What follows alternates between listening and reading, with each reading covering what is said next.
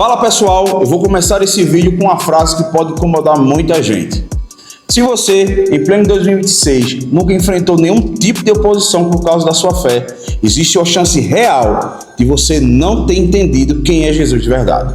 Sim, essa frase pode soar forte, mas pensa comigo.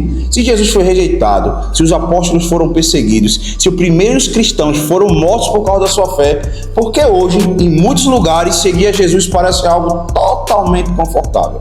Será que o mundo mudou tanto assim? Será que o objetivo da igreja mudou? Eu sou Geazi Melo e esse é o Colisão.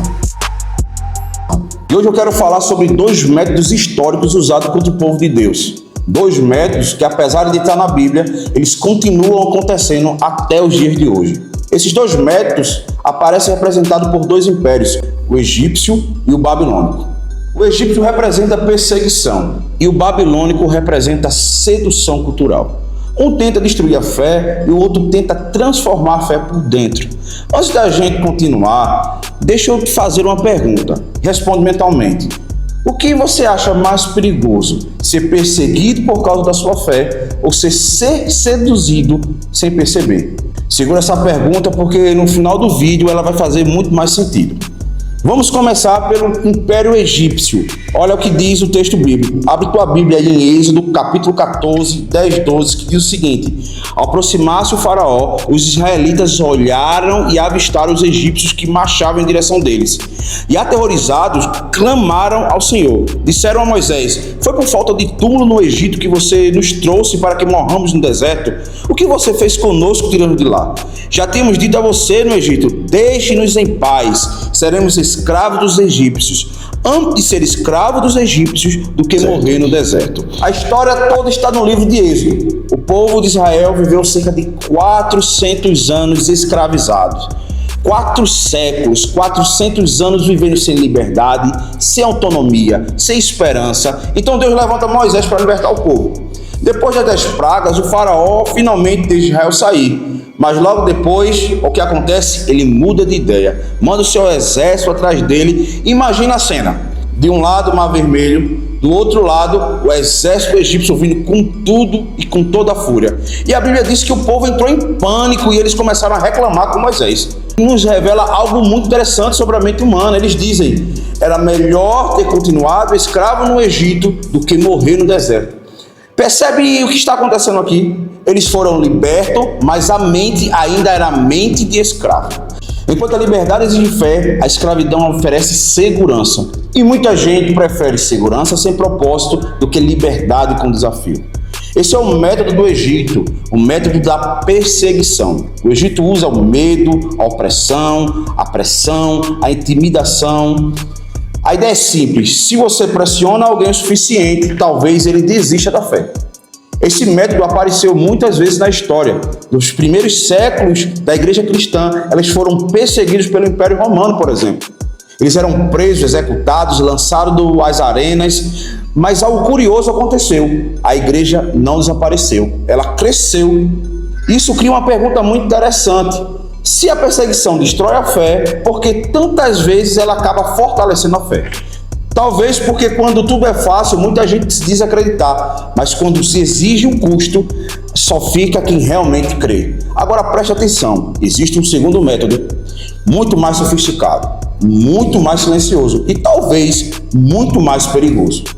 E esse império é o Império Babilônico. Eu queria que você abrisse sua Bíblia em Daniel, capítulo 1, versículo 3 e 5, que diz o seguinte: então o rei ordenou que Aspenaz, o chefe dos oficiais de sua corte, que trouxesse alguns dos israelitas da família real e da nobreza, jovens sem defeito físico, de boa aparência, cultos, inteligentes, que dominassem os vários campos do conhecimento e fossem capacitados para servir no palácio do rei. Eles deviam ensinar-lhe a língua e a literatura dos babilônios, e o rei designou-lhe uma porção diária de comida e de vinho da sua própria mesa. E eles receberiam um treinamento durante 3 anos, e depois disso passariam a servir o rei. Essa história aparece no livro de Daniel. A Babilônia conquista Jerusalém e leva jovens israelitas para o exílio. E entre eles estão Daniel e seus amigos. Mas aqui acontece algo muito interessante, porque a Babilônia não tenta destruir de forma nenhuma esses jovens. Eles tentam transformar esses jovens. Eles são selecionados para um treinamento de 3 anos e durante todo esse tempo aprendem a língua dos babilônicos, a literatura, a cultura, a ciência. Eles passam a comer na mesa do rei e até os seus nomes são trocados. Por quê? Porque os seus nomes em hebraico tinham referência ao Deus de Israel e a Babilônia queriam apagar essa identidade. Agora preste atenção nessa frase. O Egito queria escravizar o corpo, a Babilônia queria conquistar a mente. O Egito usava chicotes, a Babilônia usava influência cultural. E aqui vem uma pergunta que pode gerar uma colisão. O que é mais fácil perceber? Um ataque ou uma sedução? Quando alguém te ataca, você reage. Mas quando alguém te seduz, você pode nem perceber que está sendo transformado. E aqui ainda existe um outro detalhe. A Babilônia começou pelos jovens. Daniel e seus amigos eram jovens e isso não foi coincidência. A juventude, ela sempre foi um território estratégico, porque quem influencia os jovens influenciará o futuro. A Bíblia diz em Provérbios: a glória dos jovens está em sua força. E em 1 de João escreve algo poderoso aos jovens. Vocês são fortes e a palavra de Deus permanece em vocês. Agora pensa comigo, se você mudar uma sociedade, você tenta mudar quem? Quem está se formado ou quem ainda está sendo formado? A Babilônia entendeu isso.